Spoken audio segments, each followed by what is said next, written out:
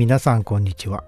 こちらは送料込みで980円のダックです。ノーブランドで製造元も不明です。最もローコストなダックですが、これでいい音が聞けるのでしょうか。今回はこのダックの性能を詳しく見ていきます。このモデルの主なスペックは次の通りです。入力に光デジタルとコアキシャルがあって 192kHz に対応しています。その他のスペックは不明です。測定で明らかにしていきます。前回はこのダックを分解して問題のある部品を交換しました。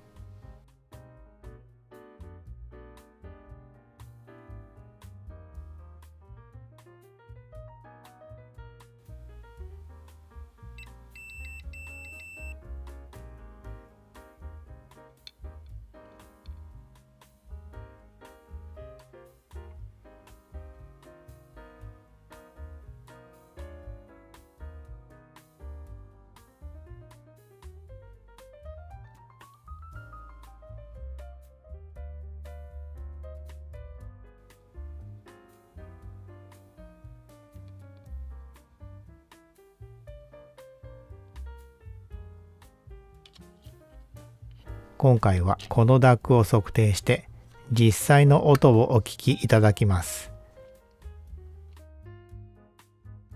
それでは測定結果を見ていきます。まずは音色を決定づける周波数特性です。こちらは低域の特性です。超低音まで完全にフラットです。十分な低音再生が期待できます。こちらは高域の特性です。高域の再生限界は 75kHz です。ハイレゾにも余裕で対応します。このダックはあらゆる音楽を色付けなく録音通りに再生できます。歪みを見ていきます。コードの DAC64 は一昔前のハイエンドです。これと大きく変わらない性能です。ただし出力のレベルが違います。980円の DAC は 1V 出ません。これはバッファアンプがないためです。このグラフのハイエンドとはボリュームの位置が 10dB 以上違います。単純に入れ替えると音がかなり違って聞こえるでしょう。こちらはダイナミックレンジと直線性です。マイナス 100dB あたりから横ばいです。CD の再生には問題ない性能です。ノイズフロアは十分小さくなっています。出力レベルが低いという話でしたが、それを十分カバーできる性能です。こちらはインピダンス特性です。部品を変えたおかげで十分低くなっています。これは高級機に匹敵する性能です。どんな機器につないでも低音や高音が弱くなることはありません。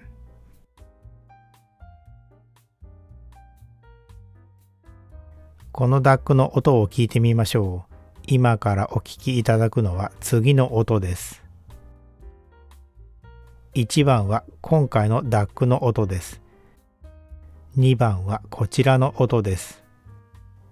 コードの DAC64 です。値段は39万6000円でした。DAC64 は FPGA とパルスアレイを使った大変贅沢な作りの商品です。今回の DAC はワンチップで構成された最も安価な商品です。DAC には音の違いがあるのか、安物は音が悪いのか、今回は答えを伏せてお聞きいただきます。それではどうぞ。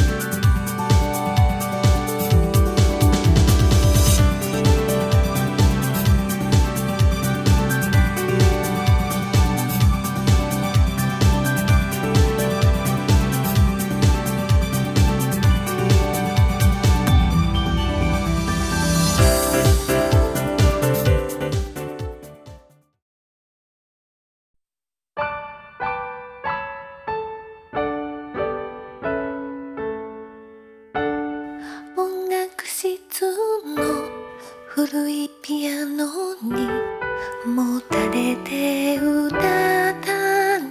知ってるまだ君のことまだ知らないのになぜか懐かしくて Friend 木漏れ日も一緒に Friend クスクス笑ってるよ。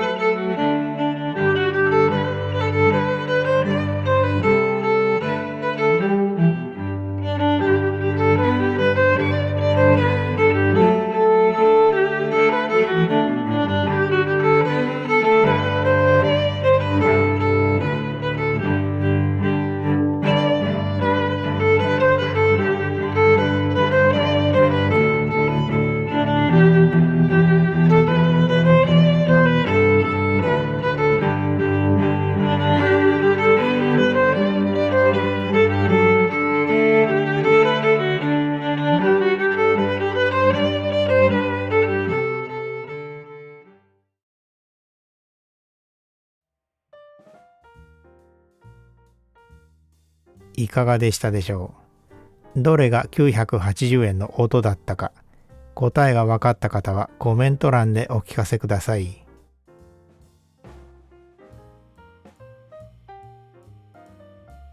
現代の DAC は980円の商品でも十分な高音質を実現できます。DAC は性能の違いがありますが、測定しないとわからない世界です。人間の耳には980円からハイエンドまで全て同じ音に聞こえるでしょう。今や DAC の変換精度は十分になって、私たちが耳にできる DAC の違いは出力レベルの違いだけになっています。DAC や CD プレイヤーの出力レベルは商品によって違うので、単純に入れ替えたら音が違って聞こえます。これが今まで噂されてきた DAC や CD プレイヤーの音の正体でしょう。音に違いがないと言っても、安い商品には作りがいい加減なものがあるようです。高音の伸びが足りない、低音が出ないと感じる場合は、実装されている部品に問題があるのかもしれません。ご視聴ありがとうございました。